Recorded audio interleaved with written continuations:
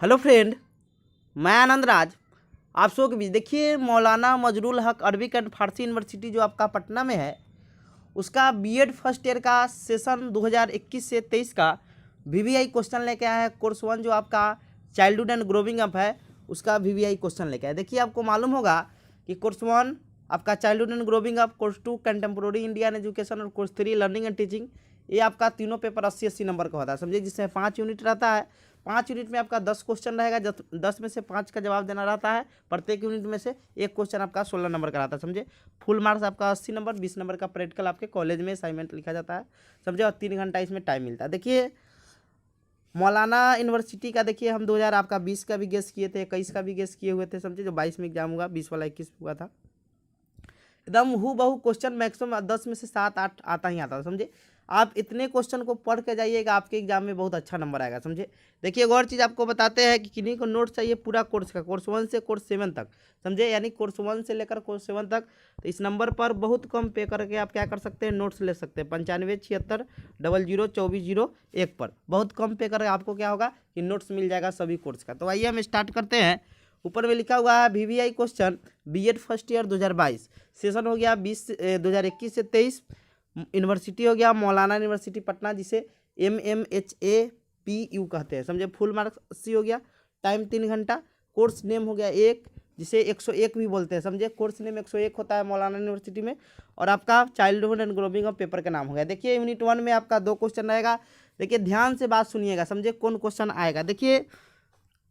3 मनोवैज्ञानिक के बारे में पढ़ना है आपका, समझे। कोहलबर्ग, इरिक्सन और इरिक्सन इस बार आ गया है 2001, मतलब जो 22 में एग्जाम हुआ था अभी कुछ दिन पहले, तो मतलब 20-22 सेशन का। तो आप देखिए, आपका 2 फिक्स हो गया है, समझे। यानी कोहलबर्ग और पियाजेदम आएगा ही आएगा एग्जाम में यूनिट 1 में। तो आप, क्योंकि इस बार संभावना क्या है आपका कोहलबर्ग आने का, समझे। कोहलबर्ग एकदम पढ़ ही के जाइएगा। इसका वीडियो प्लेलिस्ट में मिल जाएगा। नोट्स लेना है तो पेड करके आप बहुत कम पे करके नोट्स ले सकते हैं, समझे। तो एकदम फिक्स है, क्वेश्चन आपका रहेगा ही रहेगा कि कोहलबर्ग के नैतिक विकास सिद्धांत की विवेचना करें तथा इसके शैक्षिक महत्व को लिखे, यानी discuss the Kohlberg theory of moral development, समझे। बहुत वीवीआई क्वेश्चन है, देख के ही जाइएगा। कोहलबर्ग के नैतिक विकास सिद्धांत की विवेचना करें तथा इनके शैक्षिक महत्व को लिखे।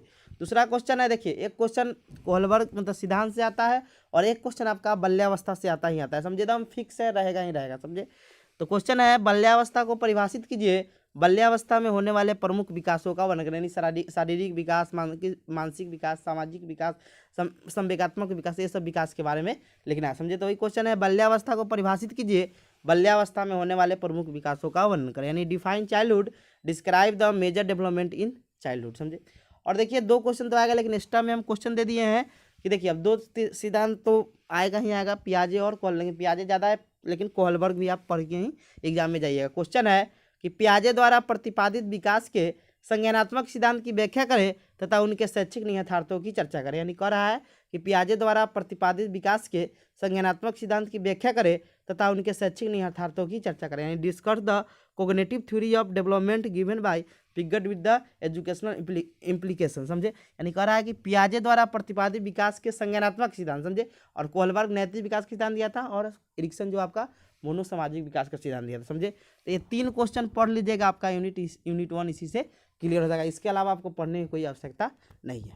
आइए यूनिट 2 में आते हैं। देखिए, यूनिट 2 में एकदम फिक्स है, किशोरावस्था से क्वेश्चन आता है, समझे। एकदम फिक्स है, एक क्वेश्चन, 2 क्वेश्चन दोनों किशोरावस्था से और विकास से क्वेश्चन आता है, समझे। तो क्वेश्चन वही है कि किशोरावस्था तनाव एवं संघर्ष की अवस्था है, विवेचना करें। यानी किशोरावस्था, स्टैनली हॉल जो मनोवैज्ञानिक थे, वो बताए थे जो किशोरावस्था होता है ना, दबाव, तनाव, तूफान की अवस्था होता है। तो वही क्वेश्चन है कि किशोरावस्था तनाव एवं संघर्ष की अवस्था है, विवेचना करें, समझे। Adolescence is the period of the great stress and the strain, discuss.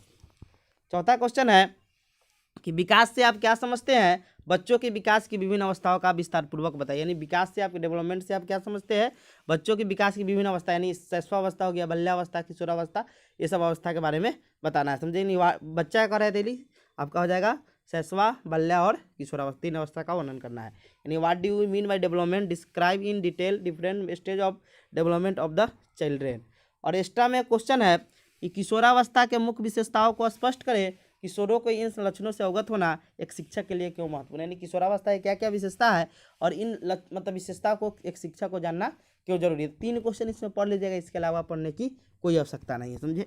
आइए अब आते हैं यूनिट 3 में, एकदम फिक्स क्वेश्चन है, सामाजिकरण से क्वेश्चन रहेगा ही रहेगा, समझे। यानी सामाजिकरण आपको अच्छा से पढ़ के जाना होगा। तो क्वेश्चन है कि सामाजिकरण को परिभाषित करें, सामाजिकरण की प्रक्रिया में विद्यालय, परिवार, समुदाय की भूमिका बताइए, समझे। यानी सामाजिकरण को क्या करना है, परिभाषित करना है, और सामाजिकरण की प्रक्रिया में विद्यालय, परिवार, समुदाय की क्या भूमिका है, समझे। नहीं, define socialisation, describe the role of family and school community in socialisation.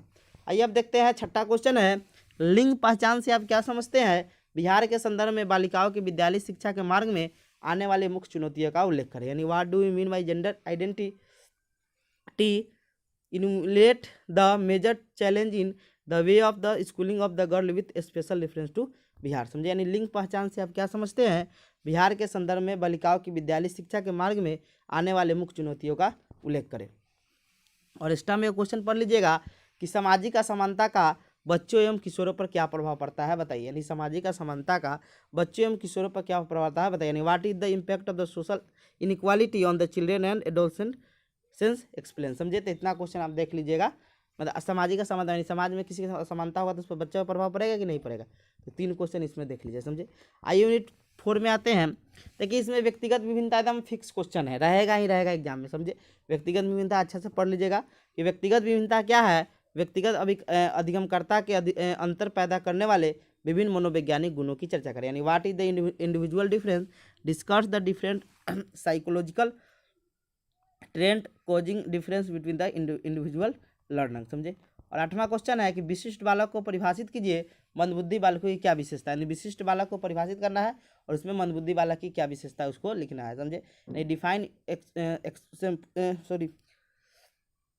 Define exceptional children, what are the feature of the slow learner, समझे।